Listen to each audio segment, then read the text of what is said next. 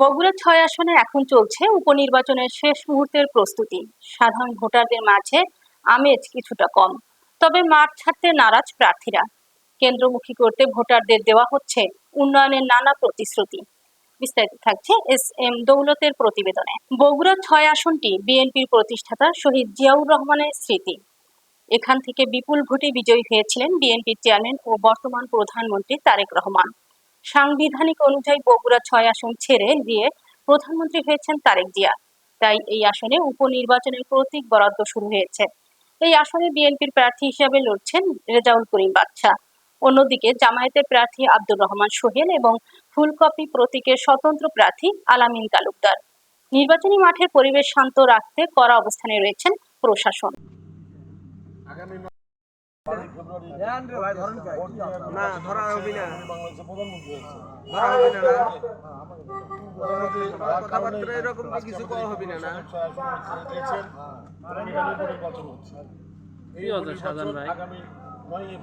ভিতরে যাও কেন? নির্বাচনে আমাদের নেতা জনাব তারেক রহমান উনি এই তারিখে বগুড়া সদর ৬ আসনের উপনির্বাচন।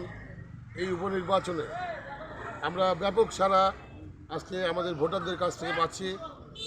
তারা সবাই বলছে গতবার আমাদের প্রতিদ্বন্দ্বী অন্য সংগঠনকে যারা কিছু ভোট দিয়েছিল এই ভোটারগুলো আজকে ঘুরে দাঁড়িয়েছে। তারা বলছে গত জাতীয় সংসদ নির্বাচনে আমরা বিএনপির বিরুদ্ধে অমুক মার্কায় ভোট দিয়ে আমরা ভুল করেছিলাম, এবারের নির্বাচনে আমরা আর ভুল করবো না, আমরা ধানের শীষে ভোট দিতে চাই এবং অভূতপূর্ব সারা লক্ষ্য করছি। ইনশাল্লাহ আমাদের এই সদর ৬ আসনে আমাদের বিএনপি মনোনীত প্রার্থী জনাব রেজাউল করিম বাদশা ভাই ব্যাপক ভোটে জয়লাভ করবে, এটি আমরা জনগণের সারা থেকেই বুঝতে পেরেছি।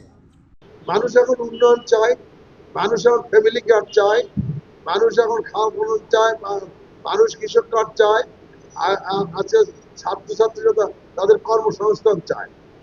হ্যাঁ, কাজে জান্নাতের কথা বলে ওই ধর্মের দোহাই দিয়ে মানুষের পেট ভরবে। তো 12 ফেব্রুয়ারি নির্বাচনে বগুড়ার জনগণ অত্যন্ত স্বতঃস্ফূর্তভাবে ভোট দিয়েছিল। আমি আশা করি 9 এপ্রিলও জনগণ তাদের যথাযথ ভূমিকা পালন করবেন। আমরা প্রশাসনের ভূমিকা যেভাবে দরকার এটা দেখছি না। সরকার দলের কাছে আহ্বান জানাবো, প্রশাসনের আহ্বান জানাবো, জনমতের সঠিক প্রতিফলন ঘটতে দেওয়া হোক।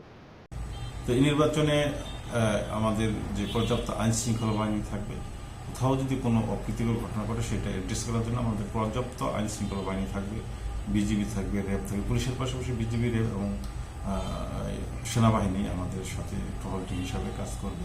আশা করতেছি যে আমাদের এই বগুড়া ৬ উপনির্বাচনে উৎসবমুখর পরিবেশন এবং শান্ত এবং অবাধ ফ্রি ফেয়ার ক্রেডিবল ইলেকশন আমরা আপনাদের সকলের সহযোগিতায় উপহার দিতে পারব।